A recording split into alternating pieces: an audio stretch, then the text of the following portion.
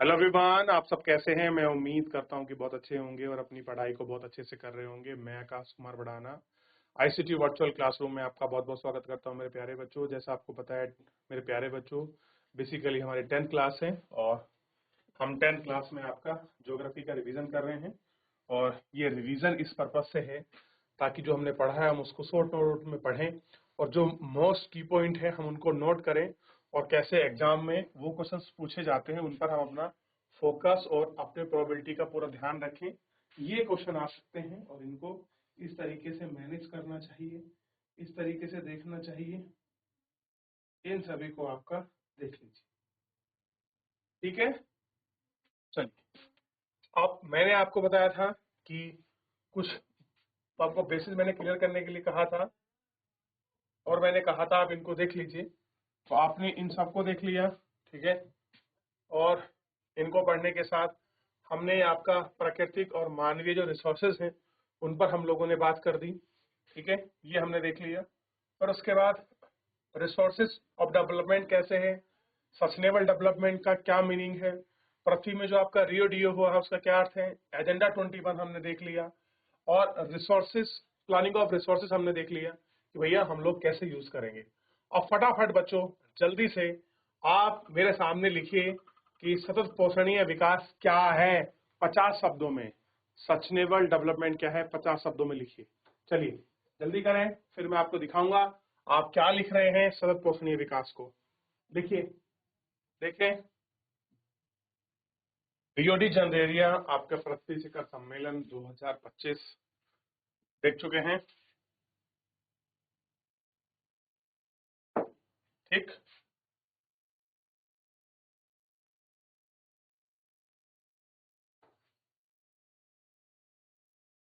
Agenda आप 21 को देखिए। चलिए बढ़ जाए आगे। अब देखिए, ये सस्टेनेबल डेवलपमेंट था, मैंने कल बताया है। रियो डी सम्मेलन, बेटे ये क्वेश्चन ऐसे बनते हैं इसलिए मैं आपसे कह रहा हूँ आप इनको बी सीरियस, थोड़ा सीरियस लें इसको, ठीक है। चलिए अब थोड़ा सा हमें यहाँ से आगे बढ़ना है और इनको देखना है कि उपनिवेश का इतिहास हमें बताता है। उपनिवेश मतलब आपका कोलिज्म, कोलिज्म यानी कि जब हम ब्रिटिश के गुलाम थे उस समय की बात कर रहा है कि उपनिवेश हमें इतिहास बताता है कि उपनिवेश में रिसोर्सेज के जो संपर्क प्रदेश थे आक्रमणकारियों के प्रमुख आकर्षण के केंद्र रहे। उपनिवेश सरकार ने प्रौद्योगिकी के उपनिवेश के संसाधनों को शोषण किया और अपना आधिपत्य स्थापित किया। अतः संसाधन किसी प्रदेश के विकास में तभी योगदान दे सकते हैं जब हम उपयुक्त विकास संस्थागत परिवर्तन से किया जाए। उपनिवेश के विभिन्न चरणों में भारत इनका अनुभव किया। क्या किया है? इनका अनुभव। अतः भारत में विकास सामान्यतः संसाधन लोगों की मुख्यतः उपलब्धता पर ही आधारित नहीं है, बल्कि संसाधन मानव संसाधनों की गुणवत्ता और ऐतिहासिक चीजों पर भी अनुभव का योगदान देता रहा है। क्या करता रहा है? इन सब में अनुभव करता रहा। संसाधनों का संरक्षण की अगर हम लोग बात करें, संसाधन किसी भी तरह के विकास में महत्वपूर्ण भूमिका निभाते हैं, परंतु संसाधनों का विवेकपूर्ण उपयोग और अति उपयोग के कारण कई सामाजिक और आर्थिक पर्यावरण समस्या पैदा हो सकती हैं।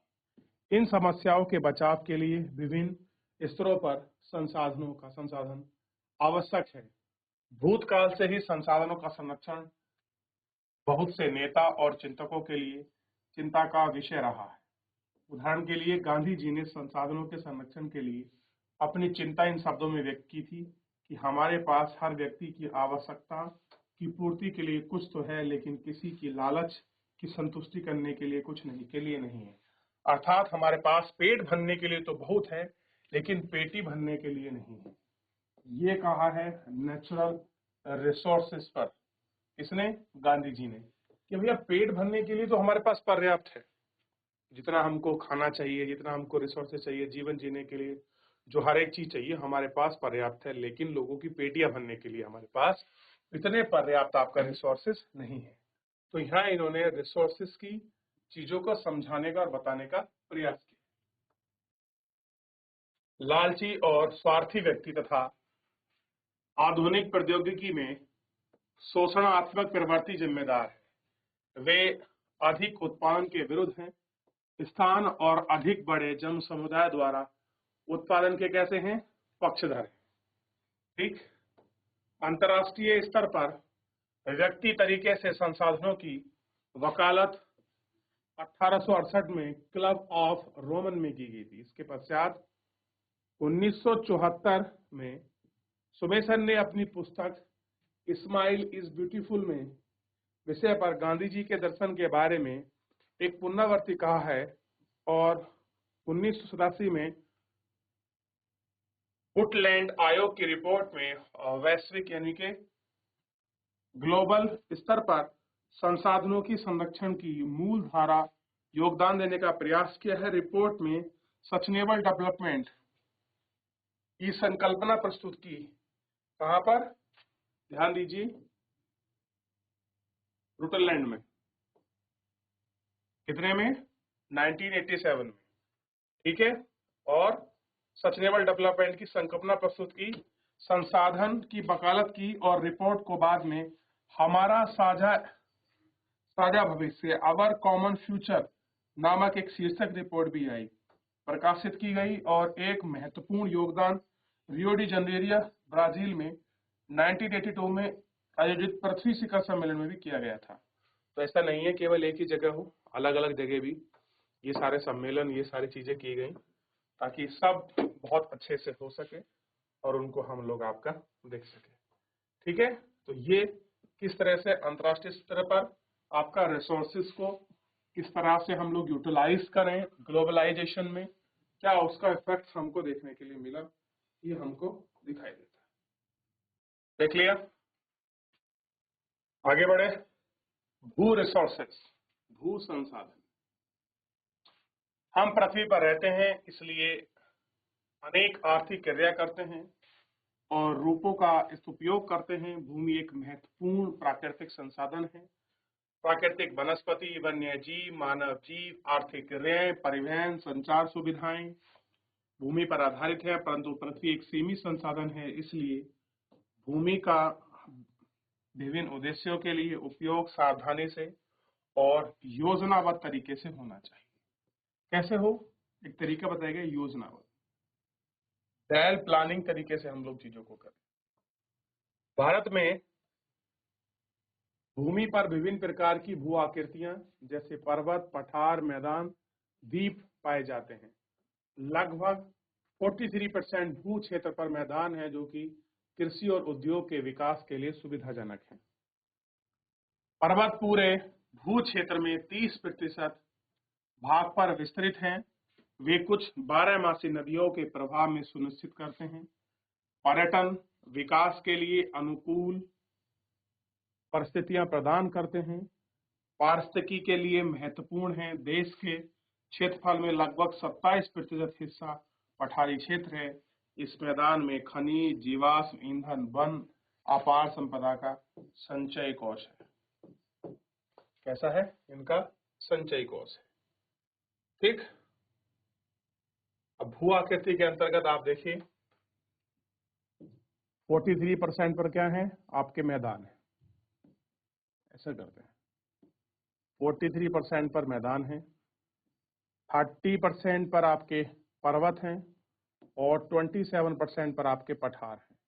तो आप इसको देखिए 43, 27 और 30। ठीक। तो आपको क्लियर होगा कि किस तरह से हमारी पूरी लैंड आपका बटी हुई है। ठीक।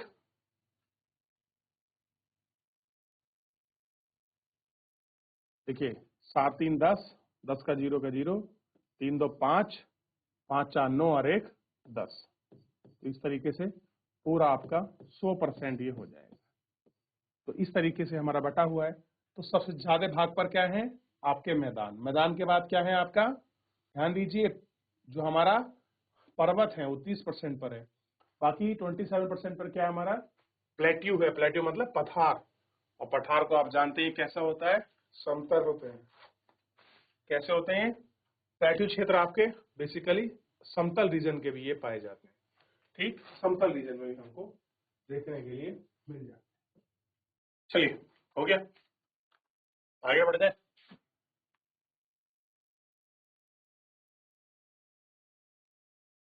अब हम बात करते हैं कि हम इसको लैंड को यूज कैसे करेंगे। लैंड यूज पैटर्न तो पहले हम वन के रूप में करते हैं और कृषि के लिए उपलब्ध भूमि है जिसमें बंजर और एग्रीकल्चर की जो अनफर्टाइल लैंड है। नॉन एग्रीकल्चर में कुछ भूमि है जैसे इमारतें खड़ी हैं, सड़कें, उद्योग हैं, वहाँ कुछ नहीं होता है। कुछ आपका परती भूमि के रूप में पड़ी है, जैसे वहाँ कृषि अयोग्य भूमि है, इसको भी कहते हैं। और स्थायी चारगांव और अन्य गोचर भूमि हैं। विविध वृक्ष, फसल, पावन अधीन हैं। शुद्ध बोए हुए क्षेत्र और निवास हैं। और कृषि के वहाँ योग्य भूमि है जिन्हें 5 से अधिक वर्षों में खेती नहीं की गई हो। तो इन सारे चीजों को आपका देखा जाता है और इनको मापा जाता है। इसी में हम देखते हैं आपका परती भूमि। वर्तमान परती जहाँ एक कृषि वर्ष में या उससे कम समय के लिए ना हो। वर्तमान परती भूमि के अतिरिक्त आय परती वाली पुरानी परती है जहाँ 1 से 5 कृषि खेतों में की गई है। शुद्ध यानी कि नवल बोया गया क्षेत्र वह भाग है जिसमें फसल उगाई कटाई की जाती है, जहाँ शुद्ध नवल बोया जाता है। और कृषि क्षेत्र में एक बार से अधिक बोए गए क्षेत्र को आप इसमें देखते हैं जोड़े दिए गए हैं और सकल क्षेत्र में उनको हम लोग आपका माप लेते हैं कि उनकी क्या स्थिति।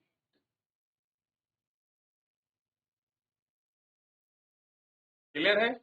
तो किस तरह से हम लैंड को यूज करते हैं, इस सारे पैटर्न को आप अच्छे से इसमें देखिए। तो पहला पैटर्न आपको यहाँ से यहाँ तक चलेगा, 1-2 पॉइंट में आपको लिखना है।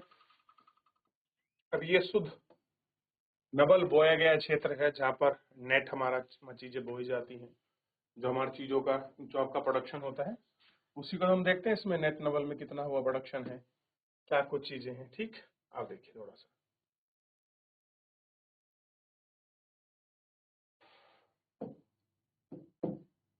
सामान्य भूभाग में सवर्ग 1960 और 61 में, सामान्य भूभाग में 2014-15 में क्या स्थिति है उनको थोड़ा सा देखेंगे। तो वनों की स्थिति में पढ़ेंगे, बाजरे तथा कृषि का जो उपयोग है, ठीक है, ये हमको देखना है। गैर कृषि कार्य, स्थानीय विविधताओं में कृषि योग्य भूमि, परती, इन सब चीजों के हम लोग एक एक करके आपका देखेंगे। ठीक, सबसे पहले देखिए इनको, ये कलर आप देखेंगे तो इस पर दिखाई देगा गैर कृषि प्रायोजित भूमि के अंतर्गत। ठीक है, स्थानीय चारागाहों को देखेंगे, ये आपको दिखाई देंगे। ठीक है, विविधता वाले भी आपको दिखाई देंगे। कृषि और जो आपके बंजर क्षेत्र हैं, ये भी बहुत अच्छा है। अगर इसको हम यूज कर लें तो हम बहुत अच्छा कर सकते हैं। यकीन मानिए, चाहे आप गूगल करिए, पढ़ लीजिए, चाइना का जो फर्टाइल लैंड है भारत से कम है। और देखो, ना जाने कितनी चीजों में उसका प्रोडक्शन बहुत हाई है। ठीक, कृषि योग्य क्षेत्र कैसा है, हमसे भी कम है उसका, लेकिन देखिए उसका उपयोग। देख लिया?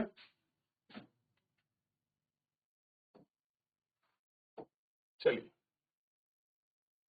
तो आप कृषि योग्य बंजर भूमियां हमने देख ली, वर्तमान परतियों को हमने देख लिया, शुद्ध नवल बोया गया क्षेत्र है वो हमने देख लिया। तो आप इनका अंतर दोनों का कर सकते हैं कि कौन सा कितना % बोया गया है, क्या उसका नेट है।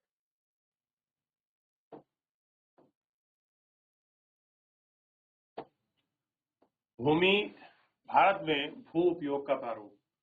भू उपयोग को निर्धारण करने वाले वे भौतिक कारक जैसे भू आकृति, जलवायु, मृदा के प्रकार, मानवीय कारक, जनसंख्या घनत्व, प्रौद्योगिकी क्षमता, सांस्कृतिक परंपरा इत्यादि विकास शामिल है। भारत का कुल भौतिक क्षेत्रफल 32.8 लाख वर्ग किमी है, परंतु इसका सिर्फ 93% ही भाग पर ही भू उपयोग है, आंकड़े उपलब्ध हैं। यानी कि 100% में से केवल 93 पार्ट पर ही क्या होता है, % पर इसी के हमारे पास कैसे हैं, डाटे उपलब्ध है हमारे पास।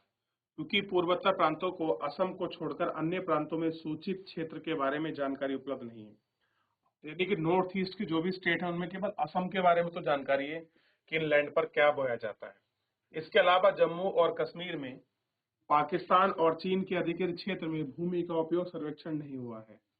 तो जो क्षेत्र जम्मू और कश्मीर का जो पार्ट है जो कुछ ऑक्यूपाई रीजन में है या कुछ आपका डिस्प्यूटेड है, हम उस पर क्या बोलते हैं, हमें कोई डाटा वगैरह उसका नहीं मिलता है। ठीक, तो ये कुछ चित्र क्रियाकलाप हमें देखने को मिले हैं। और स्थायी जो चारागाह है के अंतर्गत कम हुई है, कह रहे कि जो स्थायी आपके चारागाह हैं वो कैसे हो गए हैं, अब कम हो गए हैं।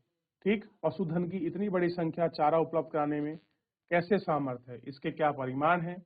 वर्तमान में भूमि के अतिरिक्त प्रति अनुपजाऊ है, इनका फसलों के लिए कृषि में बहुत ज्यादा, अतः इस भूमि में 2 या 3 के में 2 बार बोया जाता है। यदि शुद्ध नवल बोए गए क्षेत्र में शामिल है तो भारत का कुल सूचित क्षेत्र आपका 54% के हिस्से में खेती हो सकती है। कितनी है? 54% खेती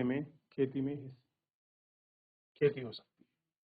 शुद्ध नवल में बोए गए क्षेत्र का प्रतिशत में विभिन्न है। पंजाब हरियाणा में 80% भूमि पर खेती होती है, परंतु अरुणाचल प्रदेश, मिजोरम, मणिपुर में नागालैंड महाद्वीपों में भी 10% से भी कम क्षेत्र बोए जाते हैं। कह रहे अरुणाचल प्रदेश है, मिजोरम है, अंडमान निकोबार द्वीप समूह है, इनमें आप देखोगे तो 100% में से भी 10% से कम में क्या होती है, एग्रीकल्चर होता है, यानी कि कम पार्ट में एग्रीकल्चर किया जाता है। तो ये स्थिति है वहां के स्थायी भू पैटर्न की। देख लें इसको एक बार, चलिए देख लिया। लैंड डिग्रेडेशन का क्या हिसाब है, कितना % हम लोग यूज करते हैं, यानी कि हमारे यहाँ 32 लाख 8 लाख वर्ग किलोमीटर है, यानी कि अच्छा खासा लैंड है। बहुत कुछ हम लोग आपका इसमें पैदा कर सकते हैं, बो सकते हैं, लेकिन विडम्बना की बात यह है आज भी बहुत सारा क्षेत्र ऐसा है जहाँ पर इरिगेशन यानी कि सिंचाई की फैसिलिटी नहीं है।